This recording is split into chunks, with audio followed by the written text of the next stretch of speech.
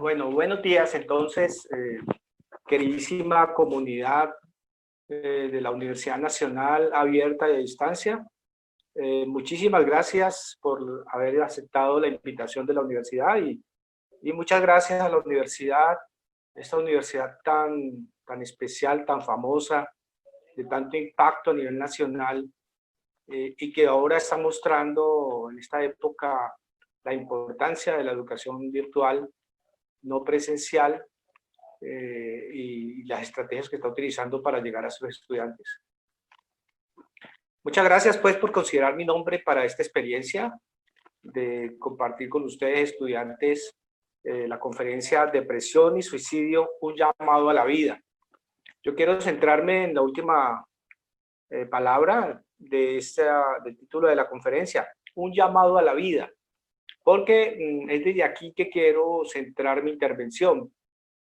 No me voy a referir tanto a los aspectos académicos de los que consta el tema de la depresión y el suicidio, sino que haciendo eco a lo que pretende el sistema de bienestar estudiantil, promover la salud mental, invitar a la salud mental y hacer un llamado a la vida en estos momentos en que la gente en todo el mundo se encuentra un poco desesperanzada, con bajón de ánimo y donde la tendencia al suicidio cobra vigencia en este momentico.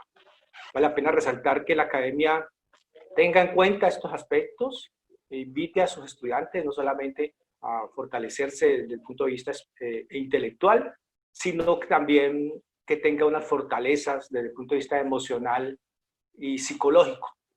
Vamos a empezar por el tema de la depresión y suicidio. ¿Qué es la depresión? La depresión es un trastorno emocional. La depresión es un problema de salud mental. Estar deprimido es estar enfermo.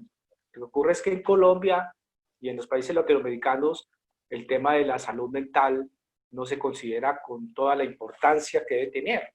Pero la depresión en sí es una enfermedad. Lo que ocurre es que hay que diferenciar lo que es la depresión en sí como cuadro clínico y lo que son estados depresivos. Entonces podemos decir que todos nosotros podemos pasar por momentos que se pueden llamar estados depresivos y alguien puede entrar en una depresión desde el punto de vista clínico. Y los estados depresivos pues son bajones de ánimo, son pérdidas de interés por la vida, puede ser estados de aburrimiento, estados de crisis que a veces son transitorios.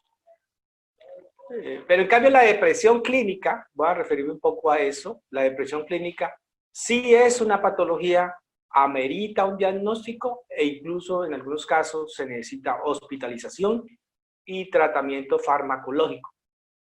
Esta depresión clínica consta de varios elementos. Lo primero, pues obviamente es la pérdida del deseo de vivir, el estado de ánimo deteriorado, irritabilidad, pérdida de apetito, deseos constantes de llorar, deseos de permanecer en la cama y muchas veces ideación suicida. Yo diría que Freud, por ejemplo, había dado dos elementos fundamentales que caracterizarían la enfermedad mental. Freud decía, Sigmund Freud, decía que alguien estaba enfermo mentalmente cuando no podía hacer dos cosas. Eran amar y trabajar. Entonces, en ese sentido, una persona con un cuadro severo de depresión clínica será aquella que no puede trabajar, es decir, no se puede mover, no puede producir y no puede amar. ¿Y qué quiere decir amar en términos generales? Que se le imposibilita la capacidad de interactuar con otros, se le imposibilita incluso el deseo de proyectar su afecto. Y por eso personas en estados depresivos pierden también incluso el interés por su pareja.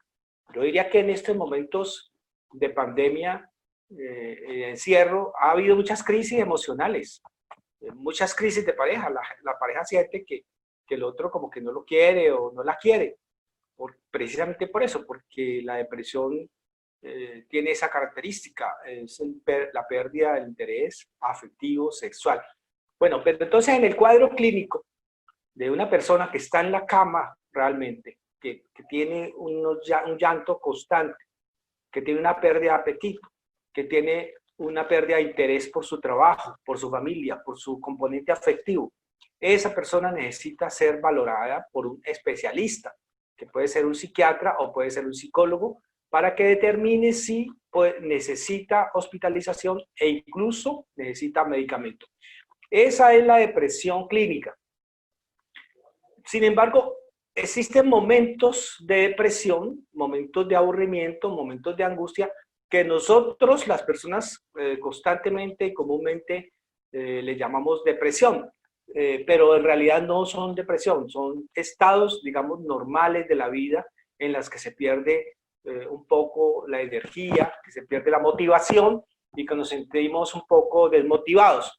Esos estados yo pienso que están pasando en esta época, que las personas ven noticias, que escuchan el número de muertos, se informan acerca de la pandemia, escuchan los datos alarmantes sobre el cierre de empresas, e incluso ellos mismos, por sus problemas laborales, también se sienten desmotivados y se entra en una desesperanza, en una angustia.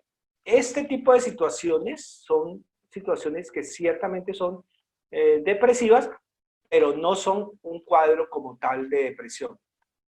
Pueden ser más bien como estados de tristeza, porque hay una diferencia entre la tristeza y la depresión. Es que la tristeza tiene la pérdida de un objeto.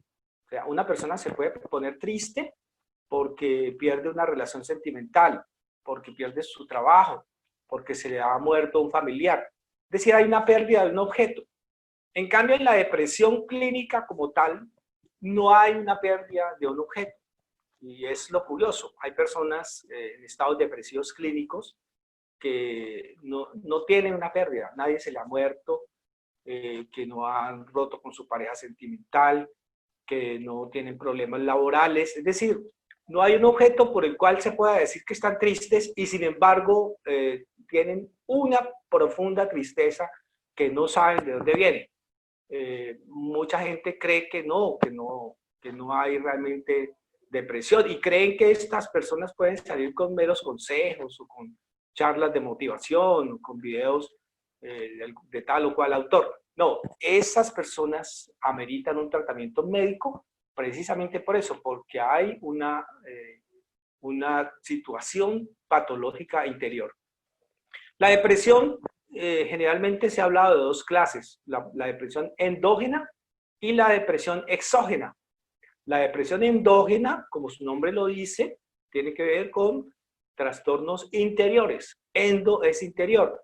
Entonces, la depresión endógena estaría relacionada con disfunciones de neurotransmisores, que son sustancias químicas que permiten al cerebro funcionar adecuadamente. Cuando hay una disfunción de uno de estos neurotransmisores, fundamentalmente la serotonina, se puede llegar a una depresión endógena. Y la depresión exógena. La depresión exógena ya estaría relacionada fundamentalmente con aspectos de tristeza, que sí sería la generada por causantes externos, motivantes externos. Bueno, eso en términos generales a la depresión. Pasemos un poco a hablar del suicidio. Digamos que el suicidio es una situación preocupante porque puede presentarse como un elemento que aparece en las personas deprimidas, muy deprimidas. Porque, digamos, el suicidio no es, digamos, una situación que la persona la experimente como una idea clara de quiero morirme o me voy a quitar la vida. Una idea suicida también aparece cuando una persona experimenta la ausencia de sentido de su vida, como que en algún momento pueda decir, parece que mi vida no tiene sentido, como que no tiene una motivación clara para vivir. Allí habría un componente, allí se estaría anidando de alguna manera la ideación suicida.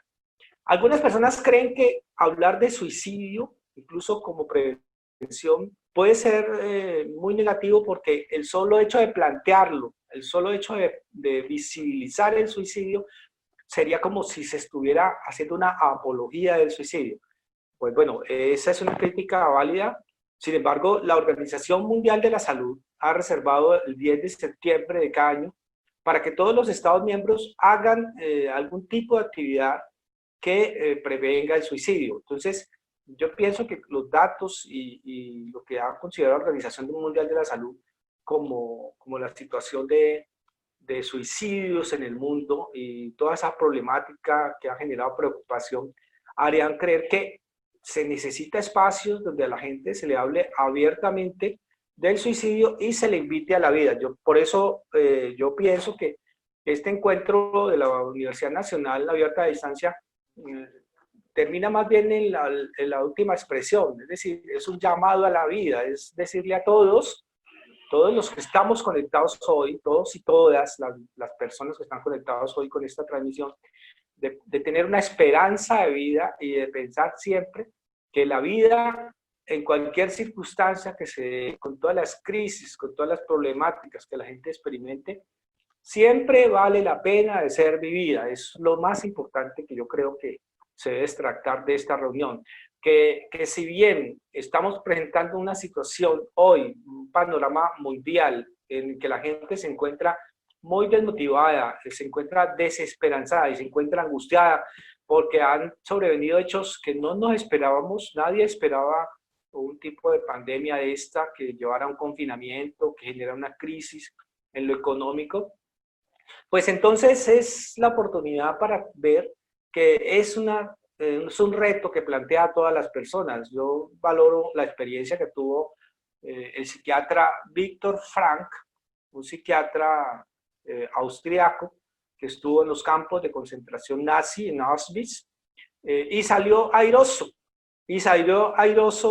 de ese tipo de experiencia, y él lo situaba como que él pensaba que todos los que salieron de allá, de ese campo de concentración tan grave, que no murieron, se debe a que siempre pensaron que la vida siempre tenía una posibilidad, que la vida tenía siempre una esperanza, y que cuando alguien creía que tenía un porqué y un para qué vivir, tenía más posibilidades de salir adelante. Yo pienso que en este momento de crisis, de bajón de ánimo, de desesperanza tan generalizado, las personas que van a salir airosas, que van a ser victoriosas, son aquellas que mentalmente piensen que hay un proyecto de vida salvable, que hay una razón para vivir y que esa razón se vuelva una fuerza muy grande para sobrevenir, para experimentar la experiencia y para pasarla.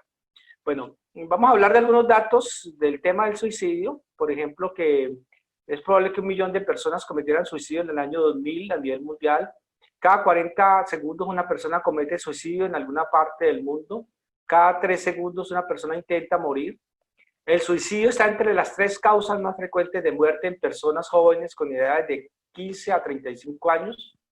Cada suicidio tiene un impacto serio sobre al menos otras 6 personas. El impacto psicológico, social y financiero del suicidio sobre la familia y la comunidad no es mensurable. El suicidio es un hecho supremamente doloroso para la familia que lo vive, genera un profundo sentimiento de culpa y sume a los familiares en un proceso de duelo del cual pocas veces se podrá recuperar.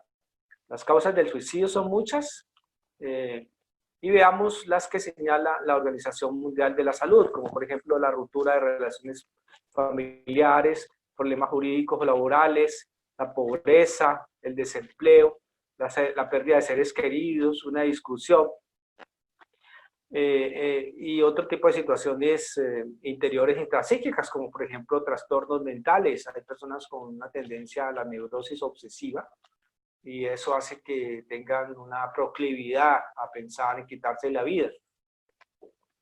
El suicidio, yo diría que también se presenta en algo que los psicólogos llamamos estructura de personalidad. Es decir, hay personas con más tendencia a la depresión y más tendencia al suicidio en relación con su estructura. ¿Qué es eso? Voy a tratar de explicarlo de estructura de personalidad con un ejemplo muy sencillo. Todas las personas tenemos, además de tener nuestra estructura física, es decir, el cuerpo, nuestro sistema óseo, que llamamos nuestra estructura física, también tenemos interiormente una estructura psicológica. En eso fue pionero el maestro Sigmund Freud. Voy a comparar esa estructura psicológica como si tuviéramos 3 vasos de agua. Y cada vaso tiene una diferente estructura. Miremos así. Un vaso de vidrio, un vaso de hierro y un vaso de cáscara de huevo. Es decir, 3 vasos y cada vaso tiene una estructura diferente. Vidrio, hierro y cáscara de huevo, si fuera posible hacerlo. Entonces, si tiramos una piedra a cada vaso, veríamos que la respuesta de cada estructura de cada vaso va a ser diferente. ¿Cómo va a responder el vaso de vidrio? O sea, tal vez se puede resquebrajar un poco. ¿Cómo responderá el vaso de hierro? Pues tal vez hasta quiebra la piedra. Pero ¿cómo responderá el vaso de cáscara de huevo? Tal vez se desharine. A eso hace referencia la estructura de personalidad y a eso obedece también que cada persona tome un hecho de manera diferente. A la mayoría de las personas les resulta extraño ver cómo hay personas que responden de forma diferente a una misma situación. Si Pedro rompe con su relación de pareja, Pedro hace una fiesta, pero si Juan rompe con su relación de pareja, Juan se deprime. Entonces Pedro le dice a Juan, bueno, ¿y usted por qué le da tanta importancia a esas bobadas? Pues porque Pedro desconoce que Juan tiene una estructura de personalidad diferente y que él toma las cosas, toma los hechos de la vida de forma también diferente. A eso es que llamamos estructura de personalidad.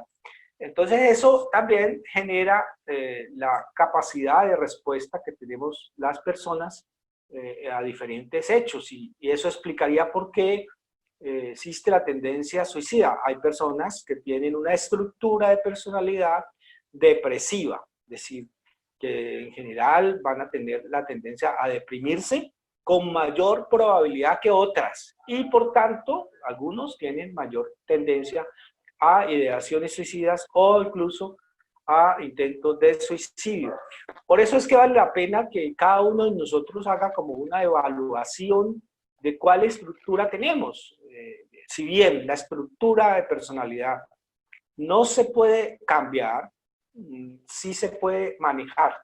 Y ese es el efecto del trabajo psicoterapéutico. Cuando alguien va donde un psicólogo, cuando alguien va donde un psicoterapeuta, no va necesariamente para que lo aconseje, va incluso para conocer cuál es su estructura, cuál es su estructura de personalidad e incluso cuando puede conocer profundamente su estructura, puede desarrollar habilidades para manejar su estructura. En la medida que yo me conozco, en esa misma medida puedo yo ayudarme a manejar mis deficiencias y puedo desarrollar algo que ahora está muy de moda, es lo que se conoce como resiliencia. ¿Qué es resiliencia? La palabra resiliencia es un concepto que viene de la física de los materiales. Resiliencia es un coeficiente que tiene un material en el sentido de la capacidad que tiene un material de regresar a su forma anterior.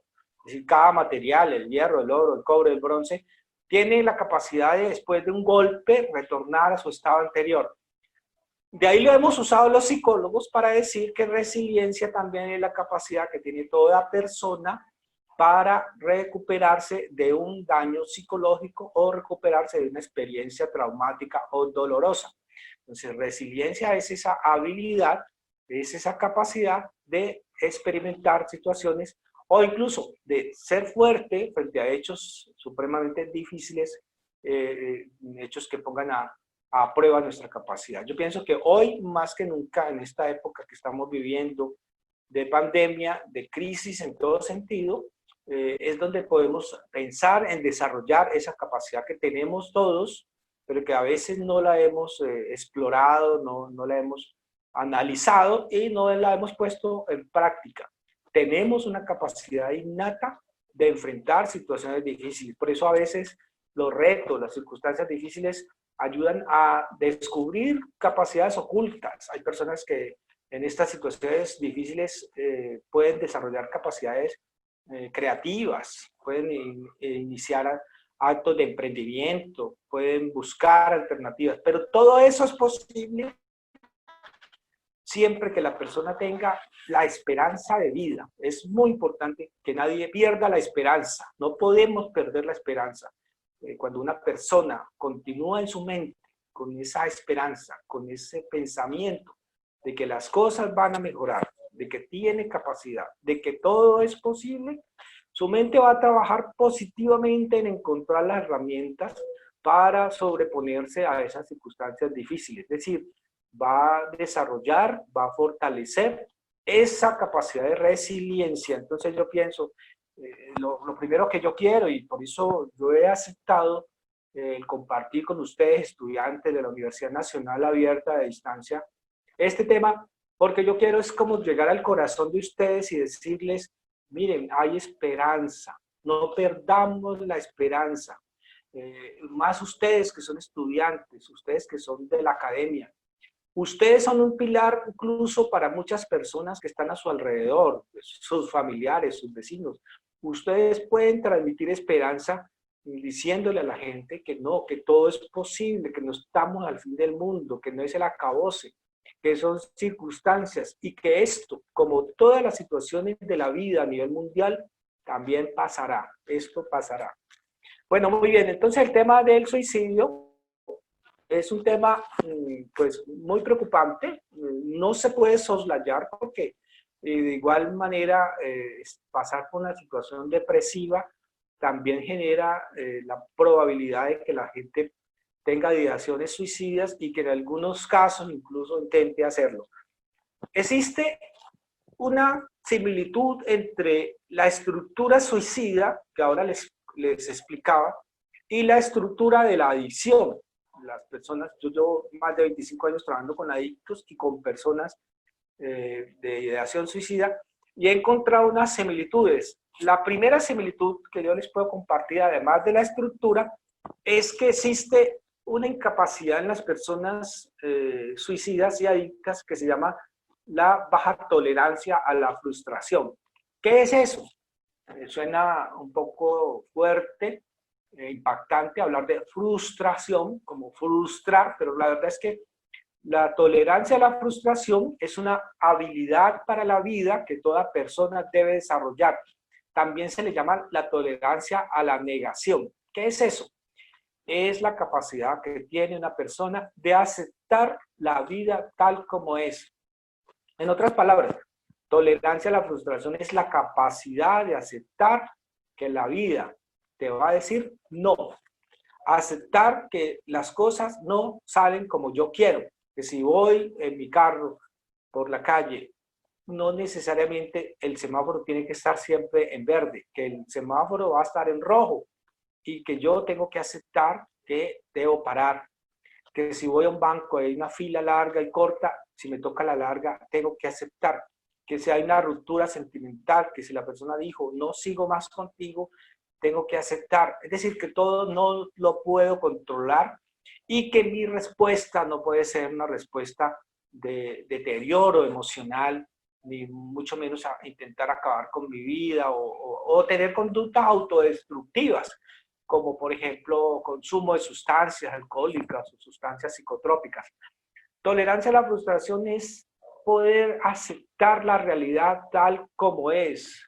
Yo pienso que esta época de la pandemia ha puesto en práctica, ha puesto a prueba la capacidad de la gente frente a la frustración o a la negación. Y hemos visto que hay unos con mayor capacidad de la tolerancia a la frustración que otros. Hemos visto personas que no aceptan, incluso el no aceptar nos lleva a un fenómeno que llama negación. Y en esa medida explico cómo hay personas que no aceptan la pandemia y que todavía siguen creyendo que eso es mentira, que eso se lo inventaron los medios, que eso es una cuestión de las redes sociales, pero que los muertos no existen, que no conocen a ningún familiar que ha muerto por el COVID-19. Es una forma de negación, pero es la forma como aparece esa incapacidad que tuvieron desde niños para aceptar la realidad tal como es. No tienen tolerancia a la frustración.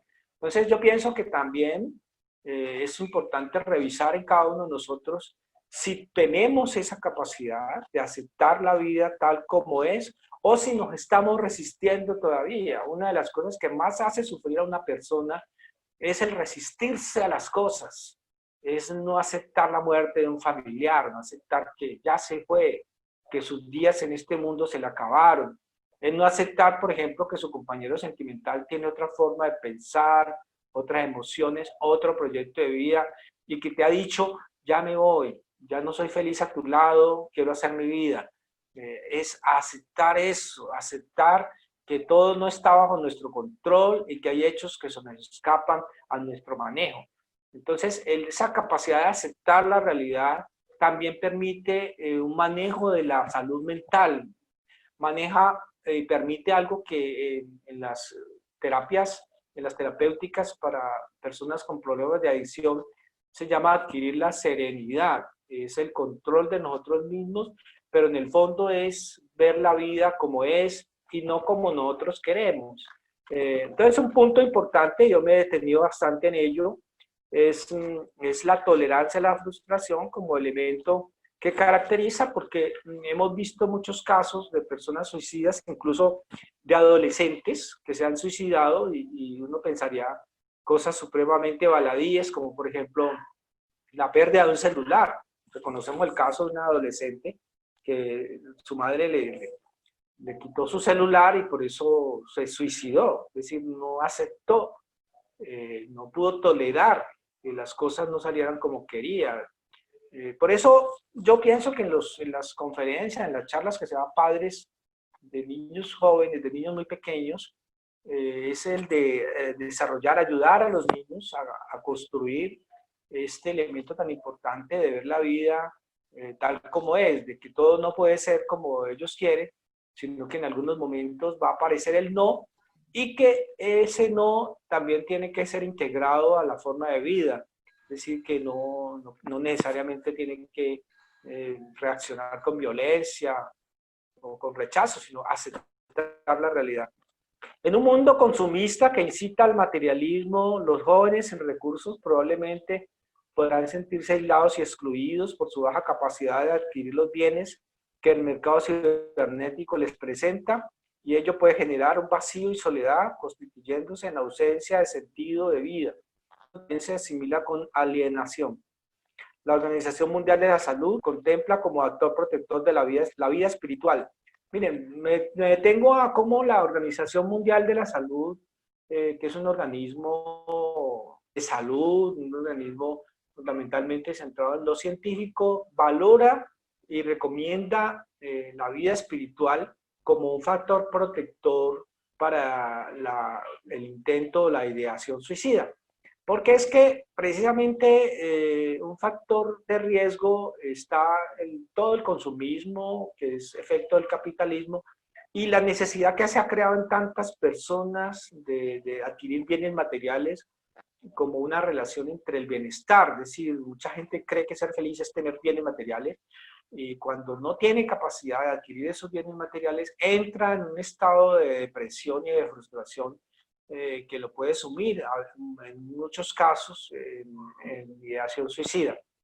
La Organización Mundial de la Salud habla de la vida espiritual como una alternativa muy poderosa y también ha sido un recurso que han utilizado los terapeutas de prevención de sustancias, de consumo de sustancias y de personas con problemas de suicidio, porque la vida espiritual ayudaría a concentrarse más en la persona, en su esencia, en sí misma, en todo el potencial que tiene, en todo su valor como persona, y no por solamente la adquisición de bienes materiales. Bueno, muy bien, yo pienso que en términos generales estaría expuesto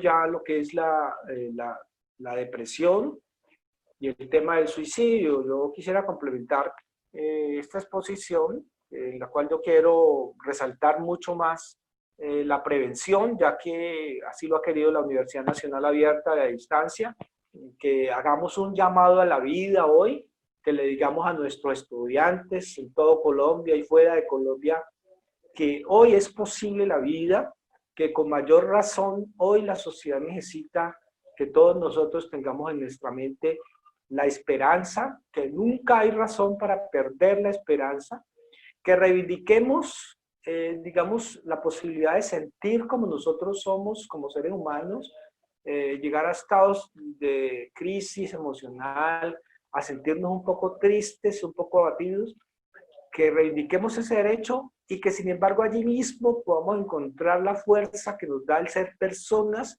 en un contacto con el ser superior como cada cual lo entienda, encontrar una fuerza grande de pensar que siempre, siempre es posible la vida y que de estas circunstancias difíciles todos vamos a salir adelante. Yo pienso que es eso. Nadie estaría exento en un momento dado de estar en un momento de ausencia de sentido de vida. Yo quiero compartirles una experiencia personal de haber leído la Biblia. En la Biblia, en el libro de Job, Job capítulo 3, versículo del 3 al 11, existe esta afirmación: perezca el día en que nací y la noche en que se dijo un varón ha nacido. ¿Por qué no morí cuando salí del seno o no expiré al salir del vientre? Miren, estas frases que expresa Job en la Biblia, para mí como terapeuta de 30 años, de alguna manera es una ideación suicida. Y yo me hacía la pregunta de si la Biblia estaba fortaleciendo la ideación suicida, pero no. Lo que hace la Biblia es reivindicar el derecho que tienen todas las personas de en un momento dado experimentar el dolor de las cosas que suceden. Entonces, Job experimenta el dolor y el dolor aparece como una ausencia de sentido y como una petición de no haber querido estar en esta vida. Eso es la forma como Job lo experimenta, y la Biblia entra en una comprensión de la persona que muchas veces puede pasar por el dolor. Y en ese sentido hagamos una diferencia entre dolor y sufrimiento, porque una cosa es dolor como una experiencia humana necesaria, es decir, todos sentimos dolor cuando nos desprendemos de una relación sentimental, cuando tenemos que despachar a nuestro hijo para que viva en un país diferente, a desarrollar sus estudios, o incluso para que haga una vida personal fuera de la casa, porque se casa o tiene su matrimonio, o cuando incluso hay la muerte, o cuando hay la pérdida de un empleo. Hay dolor, no podemos negar que es dolor. Pero otra cosa es sufrimiento. ¿Qué es sufrimiento? Sufrimiento es una forma inadecuada de manejar el dolor. Sufrimiento es quedarnos aferrados de forma mental, quedarnos apegados a cómo el dolor aparece en nosotros. Nosotros podemos enfrentar el dolor y podemos salir de él. Cuando no salimos del dolor y cuando nos enamoramos del dolor y cuando nos empeñamos en seguir el dolor, ese dolor ya se convierte en sufrimiento. Por eso la experiencia psicoterapéutica es la posibilidad de que tú puedas pasar el dolor como se debe hacer. Alguien que ha entrado en una ruptura sentimental entra en algo que nosotros los psicólogos le llamamos duelo. ¿Y qué es duelo? Pues duelo es eso, dolor. ¿Y cómo se sale de un duelo? Se sale aceptándolo y elaborándolo. Cuando tú vas donde un psicólogo o una psicóloga porque estás en una situación de dolor, lo que haces en las sesiones terapéuticas es elaborar ese dolor. ¿Qué quiere decir elaborar? Cuando tú hablas mucho de ese dolor, cuando tú experimentas, cuando tú sacas tus emociones que te produjeron ese hecho doloroso, entonces tú allí estás elaborando. Y es mejor hacerlo con un terapeuta, porque si tú lo haces con tus amigos no van a tener la paciencia todas las veces de estarte escuchando siempre, entre comillas, la misma cantaleta o la misma cantinela. El terapeuta sabe que no es que estés hablando de la misma cantinela. El terapeuta sabe que es que tú necesitas reacomodarte frente a esa experiencia nueva que ha llegado a tu vida, entenderte como solo o sola. entenderte como una persona huérfana porque murió uno de tus familiares, entenderte como una persona desempleada, entenderte como una persona en una crisis emocional, entenderte incluso en esta época de pandemia como una persona que está en una neurosis, porque esta pandemia está desarrollando neurosis en las personas que se angustian, que no salen de la cama. Entonces, el terapeuta va a escuchar siempre tu expresión y te va a ayudar a que la elabores, a que la hables, a que la redimensiones y que incluso que te reacomodes frente a esa experiencia dolorosa. Una forma muy sana de enfrentar una experiencia de dolor es acudir donde un terapeuta. Y si no hay un terapeuta, a veces un religioso tiene la habilidad de poder acompañar para hacer una elaboración del dolor. El no hacer la elaboración del dolor y quedarnos con el dolor e incluso acompañarnos con el consumo de sustancias, de alcohol o estas sustancias psicotrópicas o desarrollar otras conductas patológicas, sí se llama sufrimiento. Y entonces hay personas que continúan con el sufrimiento durante muchos años, que cargan con él, y ese sufrimiento sí lleva a deterioro en su salud, incluso física. Personas que pueden desarrollar cánceres y otro tipo de patologías, precisamente porque llevan un sufrimiento del que no se han liberado. Entonces yo pienso que como una conclusión ya de esta intervención mía, para abrir paso a las preguntas, es invitar a todos a la vida, siempre, pensar que siempre es posible vivir, que entendamos que todos nosotros podemos pasar por situaciones de dolor, pero que no podemos permitir que el dolor se convierta en sufrimiento, porque tenemos la alternativa de acudir donde un terapeuta y buscar ayuda para que el dolor pueda salir, pueda ser elaborado y podamos seguir nuestra vida como personas desarrollando lo que tenemos adentro todos, que es una gran capacidad de resiliencia. Entonces, con esto, pues termino mi intervención, abramos paso a las preguntas y podemos seguir desarrollando cada uno de los puntos que quedaron allí u otros que no pude introducir en mi intervención. Entonces, le pido a la doctora Paola Lombana, la coordinadora de bienestar, para que modere las preguntas que se hayan suscitado. Muchas gracias hasta este momento. Sí, doctor, muchísimas gracias. Los participantes pues están muy agradecidos por el espacio, igual que el equipo de bienestar. Voy a comenzar a leer las preguntas que han hecho algunos de nuestros participantes. María Arias nos pregunta. ¿Me confirman si me escuchan bien? Te estoy escuchando, dime. ¿Cómo puedo identificar si alguien está haciendo un chantaje o realmente es una idea suicida? Bueno, muchas gracias a María. María dice que cómo puede identificar si alguien está chantajeando o realmente tiene una idea suicida. Bueno, esa es una pregunta muy común. Yo agradezco mucho a María esa pregunta. Y yo diría, nosotros siempre pensemos que es posible. No partamos del hecho de que hay un chantaje.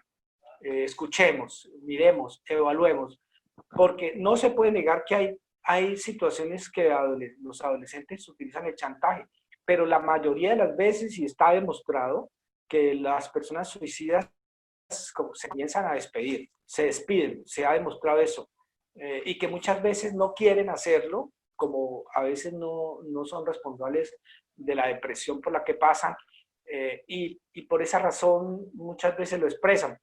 Entonces, yo pienso que es cuestión de tacto, de comprensión, de amor. De alguna manera alguien que te está chantajeando también te está invitando a que te asomes a su corazón. Yo como terapeuta siempre diré, y lo dirán todos los expertos en suicidio, que miremos, que no subestimemos lo que pueda suceder. Hemos vivido experiencias muy dolorosas. Hace poco hay una niña en una ciudad de Colombia que también escribió una carta y los padres siempre tenían esa afirmación, ¿no? El que se va a morir no dice. No es cierto.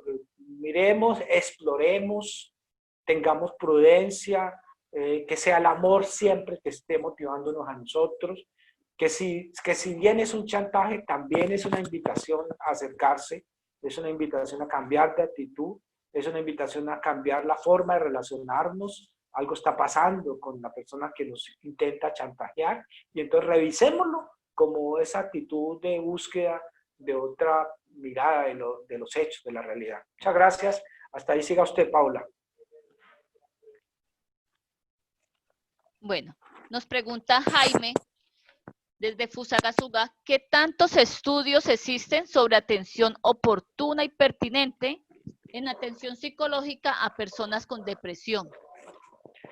Bueno, no, ahí sí no te puedo decir qué estudio. Yo sí pienso que conozco los que tiene la Organización Mundial de la Salud, que he citado, pero no hay, por ejemplo, en Bogotá sé que han trabajado mucho sobre el tema de prevención. En el Valle del Cauca también conozco. Hay estudios, pero no conozco los recientes, ¿sí? Pero yo diría que en estos momentos se está abriendo un espacio para considerar el estudio del suicidio como un tema prioritario, un tema pertinente, y pienso que más en esta época de pandemia que está generando unos desafíos importantes. Pienso que siempre debemos aprovechar de pensar que los hechos críticos como este tienen sus oportunidades. Y una de las oportunidades es la reivindicación de las redes sociales, el mostrar que la Universidad Nacional Abierta a Distancia se ha hecho un golazo porque se adelantó siempre a la educación virtual, y también que se plantee de alguna manera cómo es importante hacer una revisión de las conductas suicidas y de los proyectos que tendrían las entidades de salud para enfrentarlas. Me parece que es eso. Muchas gracias de todas maneras por su inquietud. Siga, Paola. Nos pregunta otra de nuestras participantes, ¿previniendo la depresión se previene el suicidio, doctor? Totalmente. Me preguntan que si previniendo la depresión se previene el suicidio. Totalmente. Pienso que fortaleciendo nuestra estructura psicológica, ya sea que una persona tenga estructura depresiva o no la tenga, favoreciendo un estilo de vida saludable, incluyendo un estado de salud mental fuerte y aspirando a tener un factor de resiliencia, aspirando a tener esperanzas de vida, fortaleciendo la alegría, fortaleciendo el amor, fortaleciendo las relaciones familiares, pensando en un proyecto de vida fuerte, positivo y realizable, fortaleciendo la salud física, cuidando la salud física. Todos esos elementos van a redundar en que tengamos muchos factores protectores para el tema del suicidio. Siga, Paola. Nos pregunta, nos manifiesta uno de nuestros participantes que se siente derrotado, que la vida le pesa, doctor. ¿Usted qué le aconsejaría en este momento? Yo quiero decirle que lo quiero mucho, que tengo mucho cariño por él, que me llega eso al corazón y que no se sienta así, que trate de buscar un contacto con un poder superior para que ese poder superior le demuestre que él es una persona valiosa, que está en este universo porque fue pensado por un poder superior, y que en eso vaya encontrando unas razones por las cuales está aquí. Hay fuera de la realidad también una posibilidad de vida para usted. Usted está pasando por un estado, y ese estado, como todos, es transitorio. Si usted me está escuchando, yo le digo que todos los seres humanos, todas las personas en un momento dado hemos experimentado esa sensación de derrota, esa sensación de desesperanza. Por eso la universidad pensó en este espacio, porque sabemos que usted no es el único que está pasando por eso. Hay muchas personas que están en este momento sintiéndose derrotadas, pero es solo eso, sintiéndose, o sea, porque una cosa es sentimiento y otra cosa es la realidad. Los sentimientos pasan, por eso no nos dejemos llevar de los sentimientos, una capacidad de formarnos como adultos, como personas. Yo tengo incluso un escrito sobre eso, qué es ser adulto, está en poder aprender a manejar nuestras emociones y nuestros sentimientos, y no que nuestras emociones y nuestros sentimientos nos manejen. Los adolescentes son personas que precisamente tienen esa debilidad, y es de dejarse llevar y dejarse manipular de sus emociones hasta que adquieren la madurez, y la madurez es eso, es cómo podemos que las emociones no nos controlen.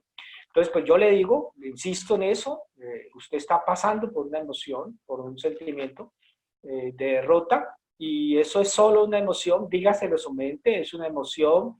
Yo le recomiendo que tome unos medicamentos naturales, y esos medicamentos naturales se llaman Sidrón, y toronjil, son unas plantas, ojalá que sean las plantas solamente, usted consiga plantas, sidrón, la cocine, se haga unas tomas por la mañana, al mediodía y en la noche, y le van a ayudar mucho a subir sus estados de ánimo.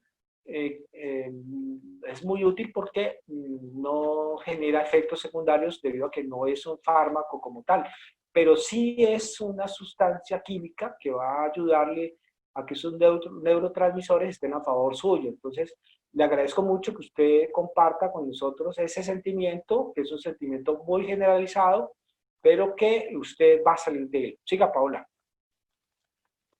Mil gracias, doctor. Desde Sajaguán nos pregunta, ¿qué clase de terapia se le pueden hacer a una persona con problemas de suicidio? Y si la intervención de un COAT en caso de depresión puede complicar esta situación. Bueno, muchas gracias. Me preguntan qué se puede hacer con una persona en intento de suicidio. Pues mire, lo primero es que hagan una evaluación, una evaluación profesional, o sea, ojalá un psiquiatra con la ayuda de un psicólogo, para que se determine si realmente hay una estructura depresiva o una estructura suicida. Si lo hay que hacer un proceso terapéutico. O sea, yo de todas maneras aquí no les puedo explicar ni puedo de todas maneras aconsejar todo lo que se va a hacer. La fortaleza de los psicólogos no está en aconsejar. La fortaleza de nosotros como psicólogos está en el trabajo terapéutico que hacemos cara a cara.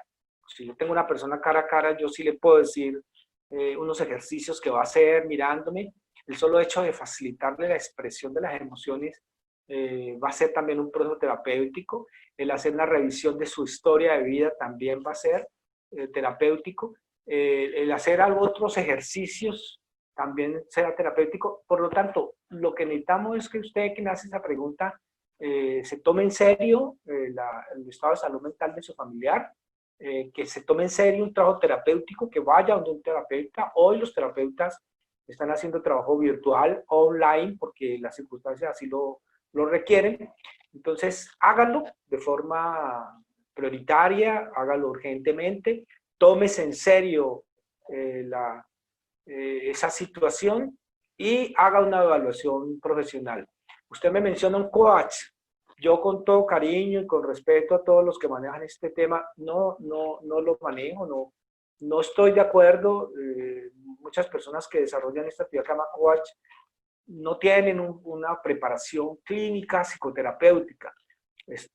Serán muy buenos para otro tipo de actividades en liderazgo, pero en temas de salud mental, en temas de crisis de depresión y suicidio, yo sí preferiría que fuera un psicólogo, un terapeuta con experiencia, para que tuviera toda la sensibilidad. A veces los coaches pueden ser personas que motivan, pero con formas muy fuertes, válidas en algunas circunstancias, pero en estados depresivos hay que tener mucha sutileza porque estamos hablando de una persona que está enferma, que sus sentimientos están muy vulnerables y hay que tener mucha delicadeza. Entonces yo sí preferiría, más que un coach, que usted hable con un psicólogo clínico con experiencia en estas temáticas. Siga, Paola. Doctor, me pasa que estoy de buen ánimo y de un momento a otro me siento sola, vacía, inmediatamente viene el llanto, salgo a caminar, pero me sigo sintiendo sola. No sé si esto se relaciona con la depresión y también quiero saber si el sentir constantemente ganas de llorar sin un motivo aparente puede ser indicio de una depresión. Muy bien. Paola, discúlpeme esta pregunta. ¿Las preguntas las están escuchando la audiencia? Sí, señor. Ah, bueno, entonces no necesito repetirlas. Muchas gracias. Perfecto. Mire, ese que me acaba de consultar nuestra estudiante de la UNAR, yo sí creo que usted está pasando por una situación de depresión, usted está pasando por unos estados de altibajos de su ánimo, el llanto que usted experimenta es una petición de ayuda a nivel de su salud mental, tómeselo en serio, haga una revisión de lo que es ese llanto, que es como un bombillito que le está prendiendo a usted, le está diciendo, vuelvo y le repito, en Colombia nosotros no somos preparados para valorar la salud mental, pero resulta que que un estado de depresión como ese, una intensa ganas de llorar, eso es como si tuviéramos un fuerte dolor de cabeza o una fiebre que también nos incapacita para trabajar. Entonces, obviamente, tómense el espacio y haga una revisión con un terapeuta de qué le está generando. Siga, Paula. Doctor, ¿qué tan frecuente es el suicidio en niños? ¿Y cómo podemos tener o detectar o saber cuáles son esas señales que un niño como tal nos puede dar de que tiene esas ideas suicidas? Muy bien, el fenómeno del suicidio en los niños es más frecuente de lo que nosotros creemos. Hay niños que han experimentado y que se han suicidado, sobre todo niños entre 9 y 11 años. ¿Cuáles son los signos de alarma? Lo primero es un niño triste, es decir, un niño entre 9 y 11 no tiene por qué estar triste. La tristeza aparece en los adultos que nos hacemos reflexiones existenciales, que a veces nos evaluamos sobre las carencias que no tenemos, nos proyectamos en relaciones de pareja a veces patológicas, como llaman ahora tóxicas. Pero los niños entre 9 y 11 años no pueden estar tristes, eso no es un fenómeno que deba estar en niños. Pues si usted observa en un niño tristeza, usted le observa bajos deseos de jugar, pérdida de apetito, le observa dificultad en la expresión de afecto, e incluso muchos niños lo dicen, no quiero vivir, pierde motivación para el estudio, para algunas actividades de recreación, son signos de alarma que hay que revisar y generalmente están relacionados con su historia de vida. Niños que provienen de familias de rupturas, de separaciones, de divorcios, pueden ser niños con tendencia a la ideación suicida. O sea, el trauma de la separación de los padres es un trauma muy fuerte que hay que aprender a soportarlo y hay que brindarle apoyo a los niños porque no es fácil para los niños ver que su hogar se ha roto. Precisamente el 28 de julio vamos a tener una conferencia sobre eso, sobre padres separados e hijos felices. Aprovecho para hacer la cuña.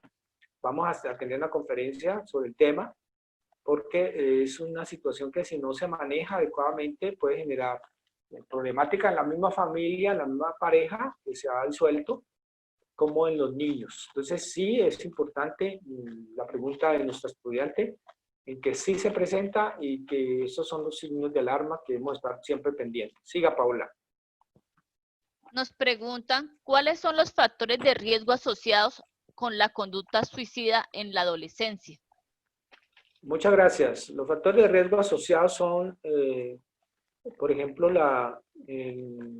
padres separados, un hijo que pertenece a una familia de padres separados, que tiene una cohabitación con una familia monoparental, lo primero. Lo segundo, consumo de sustancias psicotrópicas. Ese puede ser un factor muy fuerte asociado a la tendencia suicida. La desmotivación escolar, que tenga una problemática de pérdida de interés por el estudio.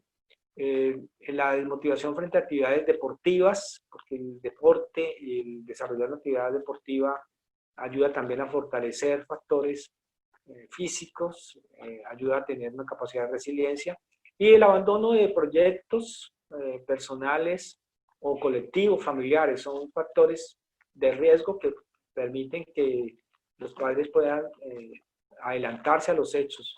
A mí me parece que el tema de la prevención a veces está asociado a un pensamiento pesimista, porque de alguna manera pensar en lo que puede pasar es como adelantarse a las cosas y eso es pesimista, pero es importante adelantarnos para prevenir, para evitar cosas. Entonces, siempre es buscar el diálogo, hacer un análisis constante, hacer un acompañamiento, más que los adolescentes de hoy tenemos que nosotros ir adelante de ellos, con el manejo de las redes sociales tienen acceso a mucha información, una información muy nociva, demasiado nociva. Hay páginas que se especializan en hablar de cómo suicidarse y transmiten información que los muchachos no son capaces de discernir con toda la capacidad de nosotros los adultos. Entonces por eso adelantémonos, estamos pendientes de qué tipo de información reciben, qué tipo de amigos frecuenta, qué lugares, para que nosotros prengamos algún desenlace triste. Siga, Paola. Bueno, nos pregunta otro participante, ¿las personas introvertidas pueden tener más probabilidad de acceder al suicidio? Correcto. Una persona introvertida de alguna manera tiene una tendencia depresiva. O sea, una persona introvertida es una persona que tiene mucha vitalidad interior, que tiene poca capacidad de interactuar con el mundo externo y por tanto desarrollar actividades por fuera, compartir con las personas, expresar sus emociones. Entonces sí, realmente una persona introvertida puede ser mucho más proclive a ello. Si la persona que está preguntando es así, es introvertida, pues también debe fortalecer en esa introversión que tiene, en la capacidad de introspección, fortalecer la vida espiritual, porque también esto puede convertirse en una fortaleza. Si es introvertida, puede también tener mayor contacto con el poder superior, como cada persona lo entienda, y esto le puede ayudar a tener un espacio de alegría, de tranquilidad, de serenidad, y que incluso después fortalezca la posibilidad de interactuar con otras personas, porque es que de todas maneras las personas somos seres sociables. Aristóteles algún día lo dijo, homo son politikon, el hombre es un ser político, entendido político como sociable, como relacionado con el otro. Nosotros no somos personas, no somos seres para vivir con nosotros mismos y vivir en soledad. Necesitamos la interacción con las demás personas y esa interacción nos permite a nosotros tranquilizarnos. De alguna manera, este espacio que está haciendo la UNAD, de este encuentro virtual, de poner en el tapete todas estas preguntas, toda esta inquietud, toda esta angustia vital que experimentamos todos en este momento de pandemia, es una forma de tranquilizarnos también. Freud usaba mucho un aforismo alemán, y era de que un mal compartido es apenas medio mal, porque es que cuando yo hablo con el otro, cuando le expreso mis preocupaciones, cuando pongo sobre el tapete mis miedos, esos miedos comienzan a desaparecer. Entonces, por eso, si tú eres introvertido, debes saber que busca cómo interactuar con otras personas, cómo establecer un diálogo para que de esa manera logres una mayor capacidad de afrontar situaciones de la vida. Siga, Paula. Una persona con depresión endógena, diagnosticado con demencia, medicado, pero aún así llora mucho, ¿puede tener pensamientos suicidas, doctor? Ese cuadro que me estás presentando es un cuadro difícil, una persona con demencia, una persona con depresión endógena, que llora mucho. El solo llorar ya, digamos, está mostrando una situación de labilidad, de vulnerabilidad. Es una persona frágil, es una persona vulnerable, es una persona que necesita tener mucho apoyo. Miren, yo le quiero contar, si esa persona es la que me está escribiendo, acá en Colombia tenemos unas posibilidades muy grandes. Existe un grupo que se llama Neuróticos Anónimos. Como lo dijeron ahora en la expresión de mi currículo, yo soy presidente de Alcohólicos Anónimos Colombia. En ese momento actúo como presidente. Tengo el cargo de vicepresidente, pero estoy como presidente encargado. Existen Alcohólicos Anónimos, existen muchas comunidades con fundamento en 12 pasos. Una de esas es Neuróticos Anónimos, otra es Narcóticos Anónimos y otras, pero voy a referirme a Neuróticos Anónimos. Es un grupo de personas que se reúne de manera anónima para enfrentar estas problemáticas nerviosas. ¿Quién lo creyera? Pero son grupos maravillosos. Entonces, si usted me está viendo, me está escuchando, por favor busque por internet Neuróticos Anónimos, póngase en contacto con esos grupos. Son personas que se reúnen, ahora lo están haciendo virtual, para compartir todos esos miedos, porque es que la base de todas las patologías mentales, la depresión, la ideación suicida, el consumo de sustancias psicotrópicas, las adicciones, tienen un factor, es el miedo que hay dentro de todas las personas y que nunca lo han enfrentado y que nunca lo han superado, pero que es posible hacerlo. Yo desde aquí le digo que es posible enfrentar el miedo y es posible controlar el miedo. Busque el grupo de neuróticos anónimos por internet, que ahora es muy fácil, y estoy seguro que le va a ayudar mucho en el manejo de esa circunstancia que usted estaba atravesando ahora. No olvide su medicación, si usted tiene una depresión endógena, porque entonces usted tiene una disfunción de sus neurotransmisores, que eso ya es fisiológico, eso no se resuelve solo con terapia. Entonces, no olvide sus medicamentos, no olvide tener actividad física, no olvide caminar media hora diaria, que eso ayuda mucho a que las endorfinas se fortalezcan, que las endorfinas son también neurotransmisores que ayudan mucho a la alegría, a la subida de ánimo. Siga, Paola. Bueno, doctor, para terminar con este lapso de preguntas, le voy a leer la última. Nos dice una participante desde México, ¿cómo trabajar con la familia por la pérdida de un miembro pues, que terminó con su vida? Desde su experiencia, ¿qué opinión tiene sobre los modelos de intervención en crisis? ¿Ha habido casos donde no se presenten síntomas de depresión o ideación suicida y al final cometan este acto? Muchas gracias, doctor. Bueno, muy bien. Muchas gracias a nuestra participante de México. Entonces, yo diría que su pregunta tiene dos puntos. Uno es el tema de si considero que el modelo de intervención en crisis es bueno, y también me dice acerca de si la persona que no presenta síntomas, qué tanto pueda cometer el acto. Bueno, entonces lo primero, hay personas que no presentan síntomas, hay personas que no dicen, hay personas que no abandonan sus actividades corrientes, no pierden el apetito, pero tienen unos hechos que pueden estar atrás de eso. Por eso es que hablar de prevención del suicidio nos presenta un reto. O sea, no podemos prevenir el suicidio, digamos, en términos generales. Yo tengo que ser honesto en eso. ¿Por qué? Porque estamos hablando de la subjetividad de alguien. Estamos hablando de los pensamientos más íntimos de una persona. Por eso Albert Camus, filósofo, decía que el suicidio es la única pregunta, es el único problema filosófico serio, decía Albert Camus.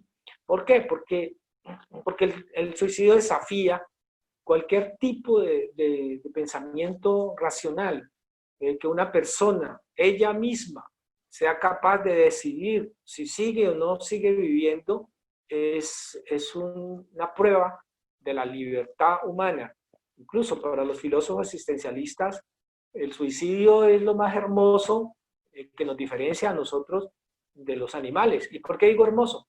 Porque es la posibilidad que existe en la persona de probar que todos los que estamos aquí estamos porque decidimos estar. Todos los que están viendo esta transmisión están vivos, estamos vivos porque todos los días decidimos vivir, porque todos los días nos decimos que queremos seguir viviendo. ¿Y por qué sabemos que cada persona decidió? Porque es que todos tenemos siempre el arma del suicidio. Cada persona puede saber que se puede suicidar. Existen 1001 formas de quitarse la vida. Entonces, no sabremos nunca de forma clara si alguien está pensando en hacerlo. Puede guardar silencio, no decirle a nadie continuar con sus actividades y pensar muy en el fondo que decide no continuar con esta vida, decide quitarse su existencia. Y de hecho hay pensadores, filósofos que decidieron suicidarse y lo hicieron y pusieron fin a su existencia. Dijeron, es que yo no voy a llegar a la ancianidad, yo no me voy a dar viejo, yo voy solo hasta los 50 años. Y otro tipo de raciocinios que es imposible quitarle a las personas. Entonces, de forma absoluta no podemos acceder a esos pensamientos internos. Solamente podemos, en términos generales, tener factores protectores. Y los factores protectores son esos, el diálogo, el afecto, la comunicación, el compartir con la persona, el fortalecer la vida espiritual, el tener hábitos de vida saludables, el evitar las conductas autodestructivas. Podemos decir eso, pero ya el pensamiento más intrínseco de las personas que no dicen, eso sí es absurdo decir que vamos a acceder a ello. Invito a todos a visitar mi página. Yo tengo un blog y tengo estos escritos, tengo algunos escritos, uno como ¿qué es ser adulto?, que los recomiendo. Son 21 tips que están allí sobre cómo una persona puede tener una conducta mentalmente madura, mentalmente sana, a lo que le llamamos la adultez y la sanidad psicológica. La pueden encontrar en esta dirección, www.oscarsuarez7.blogspot.com.co. O también pueden buscarme en Google como psicólogo Oscar Suárez y eso nos puede llevar directamente a mi blog y allí están estos artículos que ustedes pueden leer. Los invito a mi próxima conferencia que va a ser sobre padres separados e hijos felices el 28 de julio. Siga, Paola. Doctor, sí, de manera respetuosa, le pido me confirma si desea que le compartamos su contacto, su número de teléfono a nuestros asistentes, o si solamente por su blog lo pueden contactar. Hágame el favor, si usted es tan amable, compartirle con todos los estudiantes de la UNAD mis datos, mi teléfono, mi blog, pues se lo agradezco mucho. La idea es estar con todos, ofrecer mi colaboración, estar en contacto. Yo quiero contarles a ustedes que yo fui profesor de la UNAD, incluso fui profesor cuando no se llamaba UNAD, sino que se llamaba Unidad Universitaria del Sur de Santa Fe, Bogotá, se llamaba UNISUR. Luego también fui docente cuando se llamó UNAD, entonces yo tengo un gran afecto con la Universidad Nacional Abierta a Distancia, tengo un gran afecto, me siento miembro de la comunidad, entonces con mucho gusto puedo compartir con ustedes. Me gustaría mucho que ustedes leyeran ese texto que se llama ¿Qué es ser adulto?, porque ahí hay unos elementos importantes para fortalecer la resiliencia y me gustaría que pudiéramos poder tener contacto. Solamente cámbiale Oscar Suárez, dice Oscar Suárez 27, es Oscar Suárez 7. Oscar Suárez 7, Oscar Suárez 7, www.oscarsuarez7.blogspot.com.co. Entonces allí pueden acceder al blog y están los materiales para que lo podamos leer. Bueno, Paulita, dime. Doctor, le agradecemos muchísimo por haber aceptado nuestra invitación, por compartir con todos nuestros participantes. Esperamos pues contar con ese mismo apoyo el día 28 de julio en nuestra web Creciendo Juntos, Padres Separados, Hijos Felices. Bueno, muchísimas gracias a la doctora Angie Juliet, de allá de Bogotá. Muchísimas gracias a la doctora Paola Lombana por haberme invitado. Créanme que yo soy el más agradecido. Muchas gracias a todos ustedes que estuvieron allí frente a sus computadores o frente a su celular, participando de este diálogo de vida. Eso es lo que quería la UNAD. Era un diálogo de vida, fortalecer la vida, fortalecer la esperanza, que todos de aquí salgamos fortalecidos, que pensemos que siempre hay una posibilidad para la vida, que nunca hay que perder la esperanza y que por más difíciles que sean las circunstancias, pensemos que la vida siempre tiene sentido. Muchas gracias.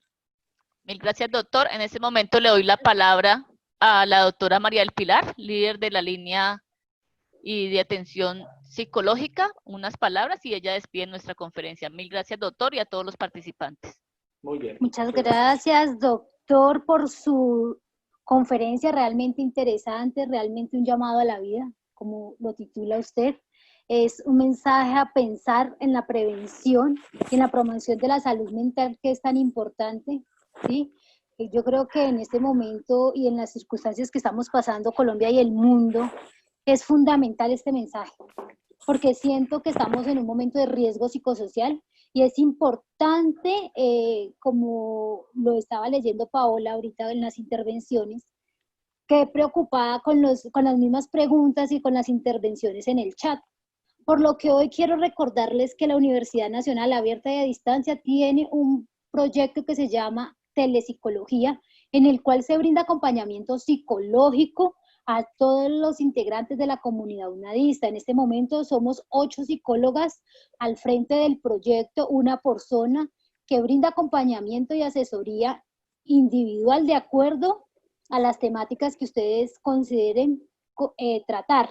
Es importante que sepan que este servicio es activo, que es gratuito, que ustedes simplemente deben ingresar al chat del psicólogo en línea, que de lunes a sábado tiene 4 horas de atención psicológica, ¿sí? Por chat, o escribirme al correo bienestar.psicosocial@unat.edu.co. Es importante que frente a esas alarmas y a esos síntomas que estaban escribiendo en el chat, busquen ayuda, busquen acompañamiento, ¿sí? Es momento de no quedarse callado, de no aislarse y de pensar en su bienestar. Es por eso que les invito a realmente hacer parte del proyecto, a usar este servicio de orientación psicológica que realmente les puede aportar mucho a su vida. También invitarlos a la conferencia del 28 de julio, que será un martes a las 3 de la tarde. La información la van a encontrar en el Nodo de Crecimiento Personal, también se les enviarán los correos y estará en la agenda, donde otra vez nos acompañará el doctor Oscar Suárez, en ese importante tema que también es de la línea de crecimiento personal. Muchas gracias a todos por su asistencia, muchas gracias a Paola por la gestión, por conseguir este invitado tan especial, con tanta trayectoria y que realmente nos llega con su mensaje a generar conciencia, nos lleva a generar conciencia de la importancia que es vivir con esperanza y con sentido de vida. Entonces, muchísimas gracias a todos por su participación. Que tengan un feliz día. Voy a dejar de nuevo el correo del chat del Servicio de Orientación Psicológica por si a alguno le interesa, para que se comunique y estamos para orientarlos y ayudarlos. Muy buena, que tengan una feliz tarde y el resto de día. Bendiciones para todos. Ahí dejé el correo bienestar.psicosocial@unat.edu.co. El que requiera apoyo y ayuda psicológica nos puede escribir. Bendiciones.